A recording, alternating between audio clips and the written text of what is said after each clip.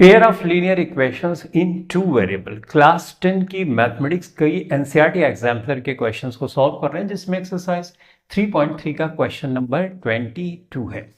And this question says the angle of a cyclic quadrilateral ABCD are angle A is equal to 6x plus 10, angle B is equal to 5x, angle C is equal to x plus y, angle D is equal to 3y minus 10 degrees। हम बच्चों जानते हैं कि एक cyclic quadrilateral में opposite जो angle होता है क्वाड्रिलेटरल का, उसका सम 180 डिग्री होता है। तो इसी रूल को हम यहां पे अप्लाई करते हुए angle A, angle B, angle C और एंगल डी की वैल्यू निकालेंगे। लेट्स से एक साइक्लिक क्वाड्रिलेटरल बच्चों, ये एक सर्कल है और सर्कल के अंदर एक साइक्लिक क्वाड्रिलेटरल इस तरह से बना हुआ। ये एंगल ए है, एंगल बी है, एंगल सी है और एंगल डी है। ये एंगल और ये एंगल का सम करेंगे तो 180 होगा। इस एंगल और इस एंगल का अगर हम सम करते हैं तो 180 होगा। ठीक है, तो यहां पे अब लिखेंगे अकॉर्डिंग टू क्वेश्चन। सही है, तो अगर मैं एंगल ए और प्लस एंगल सी कर दूं तो 180 होगा। अब यहां पे एंगल ए हमको दिया गया है 6x प्लस 10 और एंगल सी दिया गया है x plus Y is equal to 180। 6x में x जोड़ोगे तो 7x हो जाएगा और प्लस y। ये 10 उधर जाएगा तो 180 से 10 माइनस करोगे 170 होगा और इक्वेशन फर्स्ट आ गई। इसी तरह से बच्चों अगर मैं एंगल डी और बी को जोड़ूंगा तो angle D plus angle B is equal to 180 होगा, क्योंकि सम जो अपोजिट एंगल का होगा वो 180 होगा किसी क्वाड्रिलेटरल में। तो ये 180 हो गया, डन। अब d की वैल्यू है 3y माइनस 10 और b की वैल्यू बच्चों है यहाँ पे 5x, तो ये इज इक्वल टू 180। तो 5x हो गया, 5x प्लस 3y। ये माइनस में है राइट, तो माइनस में उधर जाएगा तो प्लस हो जाएगा 180 यानी 190 बन जाएगा और ये इक्वेशन सेकेंड हो गई। ठीक, अब अगर इस इक्वेशन में 3 से मल्टीप्लाई कर दूं तो y सेम हो जाएगा, तो मल्टीप्लाई इक्वेशन फर्स्ट बाय 3। तो ये इक्वेशन हो जाएगी 3 सते 21x, 3y, 3 सते 21 और 3 एकम 3 और 2 5। तो ये इक्वेशन 3 हो गई। ठीक बात। अब अगर मैं इक्वेशन सेकेंड से इक्वेशन थर्ड को माइनस कर दूं तो यहां पे देखते हैं क्या आंसर आएगा। Subtract equation third from second.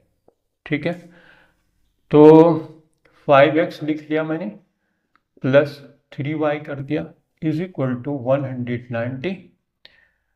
ठीक है, तो उसके बाद 21x कर दिया प्लस 3y कर दिया इज इक्वल टू 510।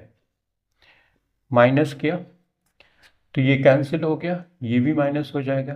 21 में से 5 माइनस करना है राइट, तो 21 में से 5 माइनस ऐसे ही करते हो, 11 6 यानी 16 राइट। तो माइनस 16x बच्चे हो गया और यहाँ पे 510 से 190 घटा देना है राइट। 0 हो गया, 2 बचा, 4 में से 1 माइनस करो आप तो 320 हो गया राइट। तो ये 320 हो गया, नेगेटिव में आएगा क्योंकि यहाँ 510 बढ़ा है। तो x इज इक्वल टू करोगे माइनस 320 और माइनस का 16, माइनस माइनस प्लस हो जाता है डिवीजन, 16 गुना 32 यानी x is equal to 20 degrees आ गया। ठीक, अब x की वैल्यू यहाँ पे 20 डिग्रीज आई है, तो y की वैल्यू कैसे निकालेंगे। y की वैल्यू किसी भी इक्वेशन में रख के निकाल सकते हैं राइट। तो जो इक्वेशन इजी लगे उसी में रख दो, लेस से इसमें रख देते हैं। x बराबर 20 इन इक्वेशन फर्स्ट राइट, रख देते हैं 7 और यहाँ पे 20 है बच्चों plus y is equal to 170। तो y इज इक्वल टू 7 गुना 14 0 140 170। तो y हो जाएगा 170 माइनस 140, राइट। तो 70 में से 40 माइनस करोगे 30 आएगा। तो y इज इक्वल टू 30 आ गया। अब हम किसी भी एंगल की वैल्यू निकाल सकते हैं। देखो एंगल ए की वैल्यू आपको निकालना है, तो इसका 6x प्लस 10 है, राइट। तो 6 यहाँ पे किया, x की वैल्यू यहाँ पे आप 20 रख दोगे और प्लस 10 कर दोगे ना। तो 6 दूनी 12 हो गया, 120 हो गया और 10 आपने जोड़ दिया, कितना है 130 डिग्री। तो ए की वैल्यू निकल आई। अब बी की वैल्यू निकालो। एंगल बी है 5x है, राइट। तो यहाँ पे आपने 5 किया, x की वैल्यू यहाँ पे बच्चों आएगी 20।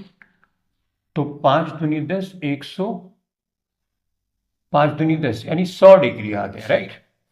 इसी तरह से एंगल सी निकालोगे तो एंगल सी की वैल्यू है x प्लस वाई, राइट। तो x की वैल्यू बच्चों यहाँ पर है 20 और y की वैल्यू है 30, राइट।